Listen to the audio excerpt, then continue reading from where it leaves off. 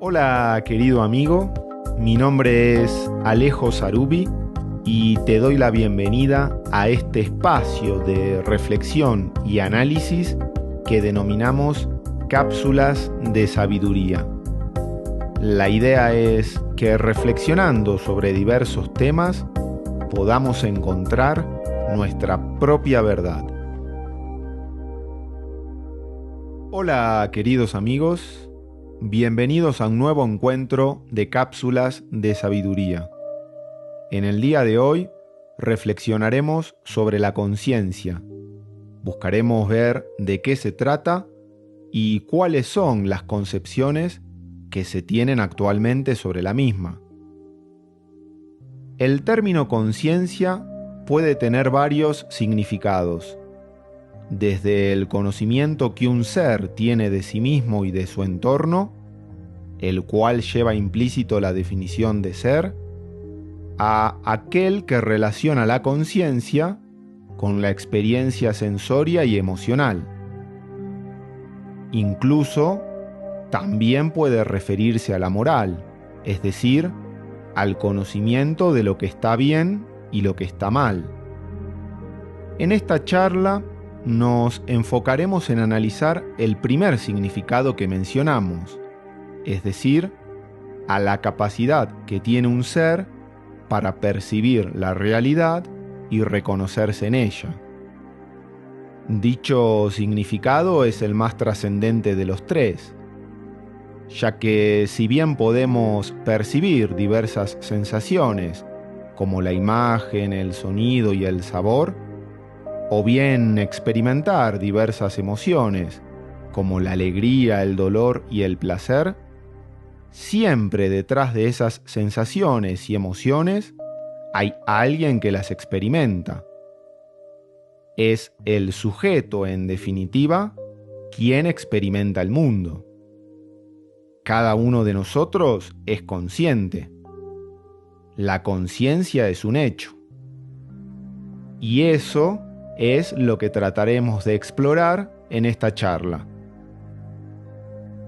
Bien, ¿qué dice la ciencia sobre este tema? ¿Hacia dónde está yendo respecto a la conciencia? En general, el estudio de la conciencia por parte de la ciencia siempre estuvo centrado en la búsqueda de correlaciones, es decir, en encontrar las áreas del cerebro que se vinculaban con algunos estados de la conciencia. Por ejemplo, detectar las zonas del cerebro que se vinculan con la visión o la audición. Por supuesto que estos estudios son interesantes y conocer a fondo el funcionamiento del cerebro es muy importante. Sin embargo, las neurociencias siempre se hacen preguntas de carácter objetivo. Preguntas que solo buscan explicar el comportamiento del cerebro humano. En definitiva, se trata de una concepción reduccionista, materialista, basada exclusivamente en el cerebro. Bajo ese cristal, siempre vamos a llegar a la conclusión de que nuestra conciencia se genera en el cerebro al momento de nacer y desaparece cuando morimos.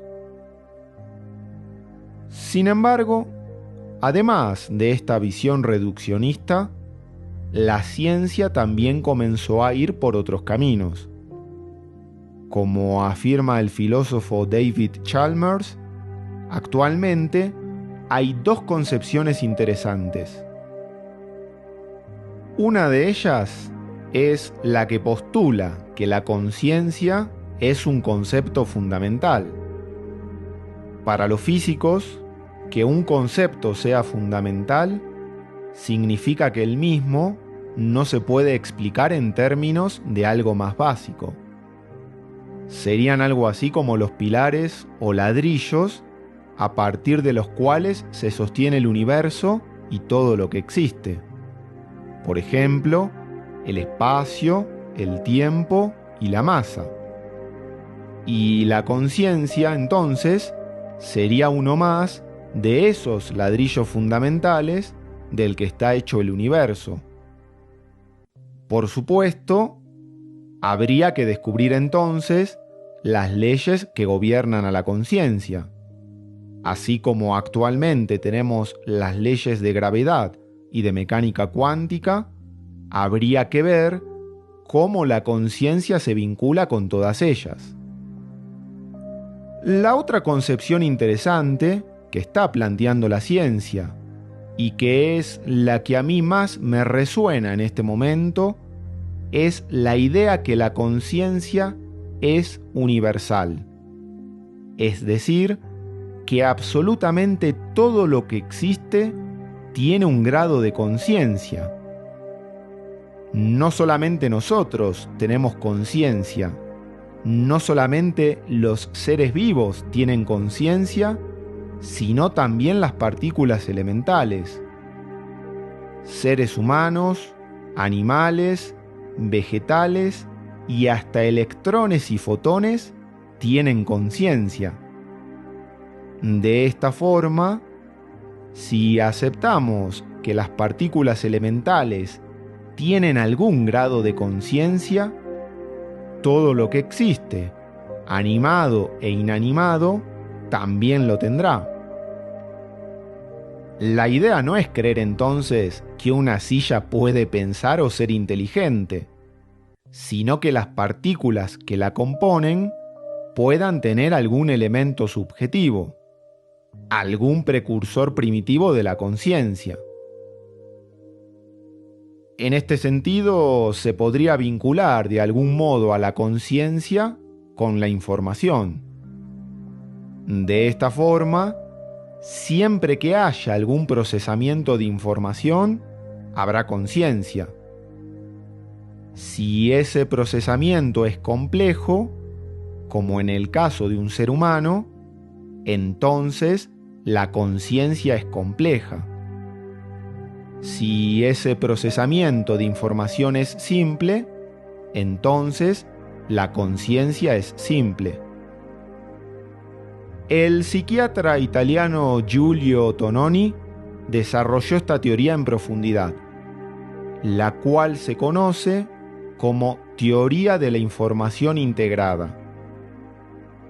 En su desarrollo, Tononi obtuvo una medida matemática de la integración de la información.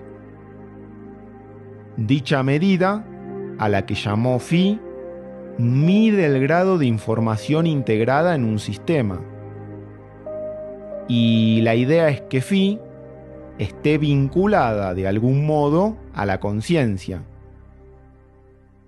De esta forma, como en un cerebro humano hay un grado muy alto de integración de información, habrá un grado alto de phi, es decir, mucha conciencia.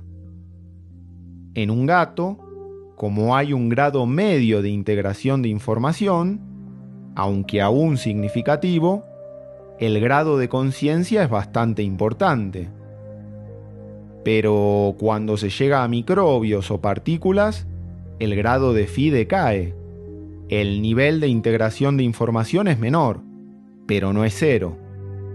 En la teoría de la información integrada, siempre habrá un nivel de conciencia diferente de cero. Bajo esta concepción surgen varias preguntas. Si la conciencia es intercambio de información, entonces, ¿el planeta Tierra tiene su propia conciencia? ¿Cada planeta tiene su propia conciencia?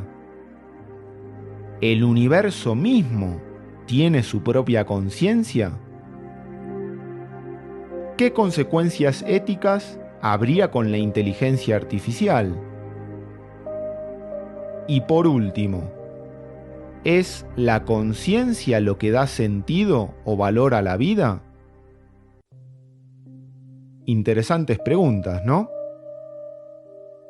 Otro punto llamativo que surge de todo esto es lo siguiente. Como dijimos, si pensamos a la conciencia como un intercambio de información, Todo lo que existe tendrá conciencia, desde un átomo a una flor. Entonces, cuando algo inanimado se desintegra o cuando un ser vivo muere, las partículas conscientes que lo definían pasarán a integrar otros cuerpos y sistemas. Sería algo similar a lo que afirma la física con la energía. La conciencia en sí misma no se pierde, sino que se transforma, como si fuera reabsorbida por algo mayor. Una analogía que podría ayudar a entender esto último es la de la gota de agua y el mar. Durante la vida, nos podemos pensar como gotas de agua que recorren el mundo hasta que en el momento de nuestra muerte regresamos al mar. Somos reabsorbidos por algo mayor que nos incluye, en un ciclo donde nada se pierde, sino que se transforma. La pregunta que nos podemos plantear aquí entonces es: en el momento en que la gota de agua es reabsorbida en el mar, ¿sigue manteniendo conciencia de sí misma o la pierde?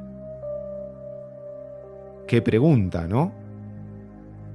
En el momento de la muerte, ¿perdemos conciencia de quiénes somos?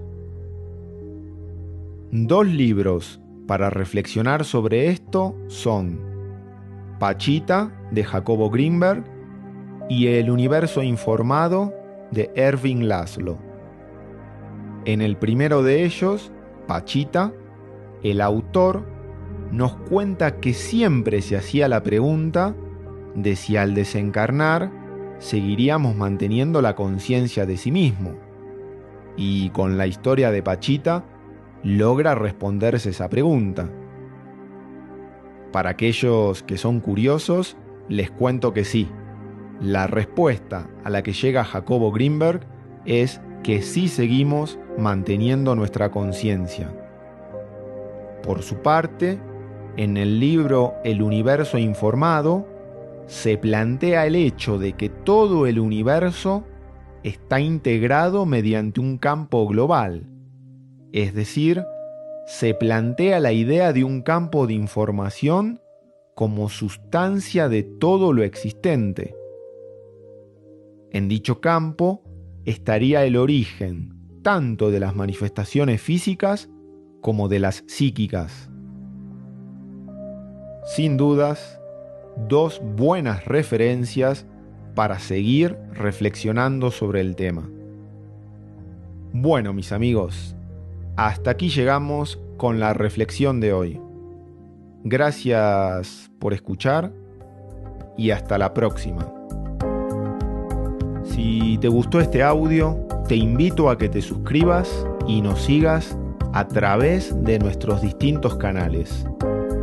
Por supuesto que lo puedes compartir y si algo de lo que escuchaste resonó en tu interior, haz lo propio y que forme parte de tu verdad.